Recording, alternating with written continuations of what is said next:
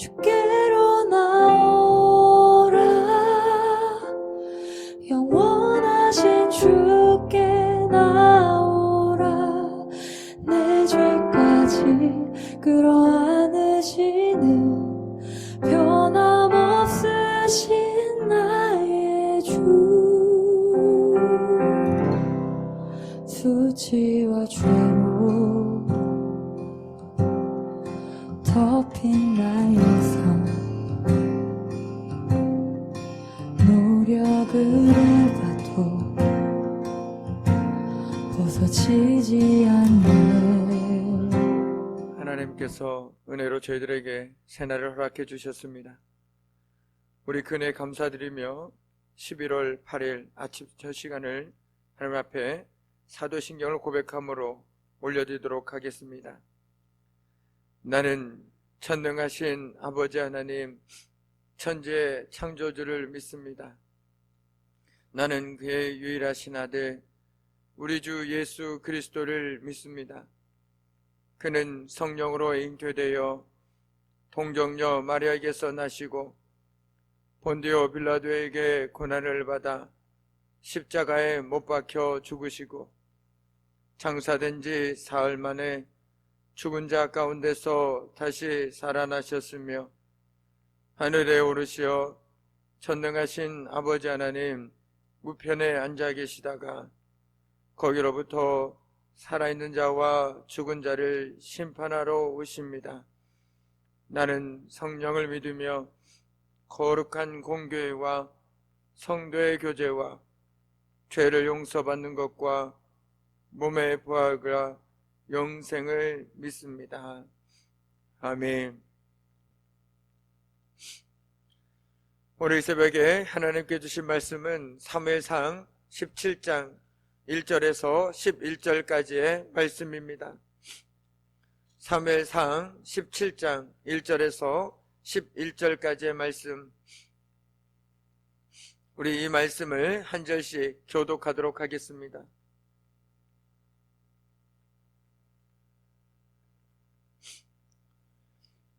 블레셋 사람들이 그들의 군대를 모으고 싸우고자 하여 유다에 속한 소고에 모여 소고와 아세가 사이에 에베스 다밈에 진침해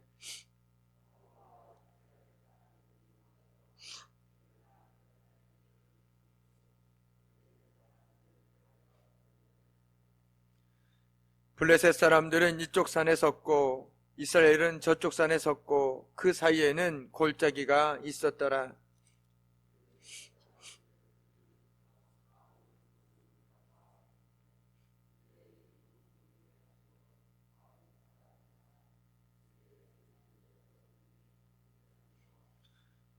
머리에는 노투구를 썼고 몸에는 비늘 갑옷을 입었으니 그 갑옷의 무게가 놋 5천 세겔이며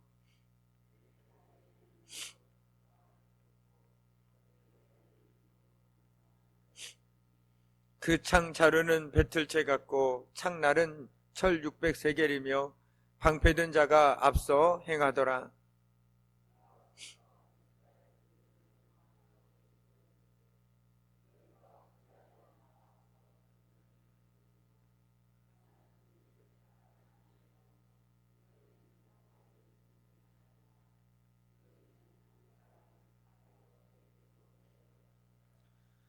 그가 나와 싸워서 나를 죽이면 우리가 너희의 종이 되겠고 만일 내가 이겨 그를 죽이면 너희가 우리의 종이 되어 우리를 섬길 것이니라.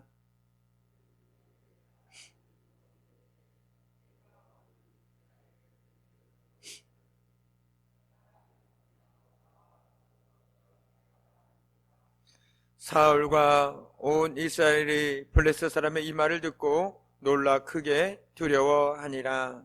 아멘. 참으로 고마우신 아버지 하나님, 하나님께서 지난밤에도 저희들을 은혜 장중 가운데 붙들어 주시고 또한 저희들에게 하나님의 은혜로 믿음을 허락하여 주심으로 오늘 그 믿음으로 주님 앞에 나와 하나님의 귀한 말씀을 듣고 또한 간절히 기도할 수 있도록 모든 시간과 환경과 여건을 주장하여 주심에 감사를 드립니다. 오늘 말씀 가운데 저희들 귀가 열려지게 해주시고 또한 저희들의 마음이 열려지며 또한 그 말씀을 통해서 오늘 한 날의 삶 속에서도 여전히 우리와 함께 하신 하나님, 그 하나님만을 바라보고 살아갈 수 있는 저희들의 믿음의 삶이 되어질 수 있도록 하나님 도와주옵소서. 모든 것 주님께 온전히 의탁하오며 감사드리며 예수님의 이름으로 간절히 기도드립니다. 아멘. 오늘 말씀해 보니 지금 이스라엘은 위기 가운데 있습니다. 골짜기 하나를 사이를 두고 블레셋 군대와 지금 대치 중에 있습니다. 그런데 참으로 안타깝게도 지금 이 싸움에 이스라엘의 지도자인 사울은 이미 하나님께 버림을 받은 자였습니다. 그러므로서 현재 이스라엘이 심히 위험한 상황에 처해 있음을 우리는 짐작해 볼 수 있습니다. 하나님께 버림받은 지도자가 이끄는 전쟁이 승리할 수 있을까요? 하나님이 그 전쟁 가운데 함께하지 않으시는데 어떻게 그 전쟁에서 이길 수 있겠습니까? 설상가상으로 골리앗은 그 모습만으로도 맞서 싸울 마음을 가질 수 없을 만큼 굉장한 거인이었습니다. 그래서 오늘 성경 말씀 5절에서 7절까지의 말씀은 그의 모습이 어떤지, 그가 어떤 갑옷을 입고 있었는지를 자세하게 기록하고 있습니다. 그런데 어제 말씀을 준비하다가 제가 지금까지 놓치고 있던 중요한 부분 한 가지를 발견하게 되었습니다. 5절에서 7절까지의 말씀을 보면 유독 골리앗의 모든 부분들이 다 노스로, 그리고 정말 무엇으로도 뚫을 수 없을 만큼 갑옷을 입고 있음을 성경은 기록하고 있습니다. 그런데 유독 얼굴은 기록하고 있지 않습니다. 그런데 우리는 훗날 나중에 다윗이 골리앗을 쓰러뜨릴 때 돌이 어디를 맞췄는지 우리는 잘 알고 있습니다. 바로 얼굴이었다라는 것이죠. 그리고 또 하나 더 중요한 것은 분명히 골리앗은 칼을 가지고 있었습니다. 그런데 성경은 그 칼에 대해서도 전혀 언급하고 있지 않습니다. 왜냐하면 나중에 그 칼로 다윗이 골리앗을 죽이기 때문입니다. 오늘 믿음의 눈으로 바라본다라면 있는 그대로 골리앗 모습이 아니라 여전히 그에게도 틈이 있다라는 것을 우리는 발견하게 됩니다. 아무리 거대한 골리앗 장수라도 보이는 대로가 아니라 믿음의 눈으로 바라다 보면 분명 틈이 있음을 우리는 알게 된다라는 것이죠. 우리 믿음의 사람들이 숨을 쉬고 살아갈 수 있는 이유가 바로 거기 있다라고 저는 생각합니다. 하늘이 무너져도 땅이 꺼져도 솟아날 구멍이 있다라고 사람들은 얘기하지 않습니까? 우리 믿음의 사람들도 똑같은 상황을 맞이하지만 그 가운데서도 믿음으로 말미암아 그 틈을 발견할 수 있기 때문에 우리는 오늘도 하나님께 기도할 수 있는 것이고, 그 상황 가운데서도 소망을 노래할 수 있는 이유가 거기에 있는 것 아니겠습니까? 그런데 오늘 이스라엘 백성들은 어땠습니까? 있는 그대로 보았습니다. 마치 이스라엘 땅을 정탐하고 온 10명의 정탐꾼처럼 있는 그대로 보고 그리고 겁에 질리고 말았습니다. 그래서 모이게 찬 도전에 대해서 그들은 크게 두려워할 뿐 아무런 행동도 취할 수가 없었습니다. 그들은 공포심에 빠져서 정신적으로 완전히 압도되어서 기가 질려 있었습니다. 그래서 이스라엘 군대에서 그 누구도 나서려고 하지 않았습니다. 그런데 특별히 오늘 사울과 온 이스라엘이 블레셋 사람의 이 말을 듣고 크게 두려워했다는 사실에 우리는 주목해야 하는 이유가 있습니다. 사울과 블레셋과의 전쟁은 이번이 처음이 아니었습니다. 사울이 하나님의 영으로 충만했을 때 사울은 블레셋과 이방 족속들을 물리친 경험이 있는 사람입니다. 하지만 이제 하나님의 영이 떠난 사울은 골리앗의 그 모욕적인 말에 아무런 대응도 하지 못하고 두려워할 뿐입니다. 여기서 우리가 발견할 수 있는 것은 무엇입니까? 지금까지 사울이 블레셋과의 전쟁, 그리고 이방 족속과의 그 모든 전쟁에서 누구의 힘으로, 누구의 능력으로 그 모든 것들을 이겼는지를 우리는 분명하게 깨닫게 되어진다는 것입니다. 이스라엘은 세력이 많고 적음이 아니라 오직 하나님께 의지하여 전쟁에 승리하곤 하였습니다. 그러므로 그들이 블레셋 군대에 압도되어 두려웠다는 것은 그들의 신앙이 약화된 상태에 있었다는 것을 단적으로 보여준다는 것이죠. 그렇습니다. 그들은 지금까지 그들의 능력이 아니라 하나님의 능력에 힘입어서 전쟁에서 싸워 이겨왔다라는 것이죠. 그런데 안타깝게도 하나님의 영이 떠난 사울에게는 더 이상 하나님을 향한 믿음과 하나님을 의지하고자 하는 마음조차 없었습니다. 그래서 두려워 떨고만 있을 뿐 아무런 용기를 낼 수가 없었습니다. 한 나라의 지도자가 이러니 그 밑에 백성들은 또한 어떻겠습니까? 그대로 따라갈 수밖에 없다라는 것이죠. 그런 의미에서 교회에서도 마찬가지인 것 같습니다.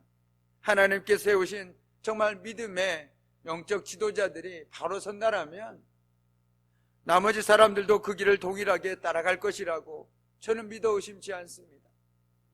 그러나 믿음의 영적 지도자들이 그랬던 길로 갈 때 그들은 알지 못한 사이에 그 길을 그대로 따라가게 된다는 것이죠. 오늘 이스라엘 백성들의 생각과 계산을 통해서는 골리앗을 이길 수 있는 방법이 전혀 없었습니다. 자신들보다 키도 크고 온 몸을 노수로 두르고 있고 어떻게 우리가 그들을 이길 수 있겠습니까? 맞습니다. 가나안을 정복한 10명의 정탐꾼도 그렇고 지금 이스라엘 백성들도 마찬가지고 그들은 사실을 보았습니다. 그들은 거짓을 꾸며서 환상을 얘기한 것이 아닙니다. 상상 속의 인물을 얘기한 것도 결코 아니죠. 지금 당장 그들 눈앞에 있는 골리앗을 바라본 것입니다. 그러나 앞서 말씀드린 것처럼 그들은 그 틈을 바라보지 못했고 지금까지 그들의 삶 속에서 일하셨던 하나님을 생각해내지 못했습니다. 그래서 두려워했고 그래서 염려했고 그래서 나서지 못했고 그만 그 자리에서 주저앉고 말았다라는 것입니다. 사람의 생각과 지혜가 우리를 세우는 것 같아도 우리 삶의 문제를 해결하는 것 같아도 결정적인 순간에는 아무런 힘을 발하지 못함을 우리는 오늘 말씀을 통해서 다시 한번 깨닫게 되어집니다. 진정한 문제 해결은 우리에게 달려있는 것이 아니라 하나님께 달려있음을 이 시간 우리는 믿음으로 고백할 수 있다는 것이죠. 우리는 오늘 말씀 속에서 우리의 삶의 방향을 살필 필요가 있습니다. 삶 속에서 다가오는 문제들이 커 보이는 것은 당연합니다. 왜냐하면 문제라고 하는 것은 내 감당할 수 있는 능력을 넘어서는 일들이기 때문에 커 보일 수밖에 없습니다. 그래서 한숨 지을 수밖에 없고 두려워할 수밖에 없고 염려할 수밖에 없고 때로는 밤잠을 설칠 수밖에 없는 것이 우리의 연약한 모습이 아니던가요? 그 문제들은 우리의 힘과 지혜로 해결될 수 없는 것도 어쩌면 당연합니다. 그때 필요한 것이 바로 문제에 집중하는 것이 아니라 하나님께 집중하는 것입니다. 골리앗에게 집중하면 할수록 두려움과 불안감만이 더 커질 뿐이죠. 문제에 골몰하면 골몰할수록 해결될 것 같은데 오히려 그 늪에 빠져버리고 맙니다. 그래서 남이 보는 해결책마저도 보지 못하게 된다는 것이죠. 그럴 때 눈을 들어 하나님을 바라보면 지금까지 내가 바라보지 못했던 새로운 길들이 보이고 그 문제보다 더 크신 하나님을 믿을 수 있게 된다는 것입니다. 이것이 바로 하나님께서 하시는 일이구나. 그리고 그것들을 통해서 우리는 우리 삶 가운데 역사하시는 하나님의 소소한 일들을 경험하게 된다라는 것이죠. 바라기는 저와 여러분의 삶에 두려움이 몰려올 때, 때로는 원하지 않는 근심과 걱정이 몰려올 때 오히려 공경적으로도 도우시는 하나님의 손길을 기대하면서 믿음으로 잠잠히 바라볼 수 있는 저와 여러분이 되기를 간절히 소망합니다. 아멘. 하늘에 계신 우리 아버지, 아버지의 이름을 거룩하게 하시며 아버지의 나라가 오게 하시며 아버지의 뜻이 하늘에서와 같이 땅에서도 이루어지게 하소서. 오늘 우리에게 일용할 양식을 주시고 우리가 우리에게 잘못한 사람을 용서해 준 것 같이 우리의 죄를 용서하여 주시고 우리를 시험에 빠지지 않게 하시고 악에서 구하소서. 나라와 권능과 영광이 영원히 아버지의 것입니다. 아멘. 우리 계속해서 믿음으로 함께 기도하며 나가도록 하시겠습니다. 함께 기도하시겠습니다. 모였네 함께 주를 찬양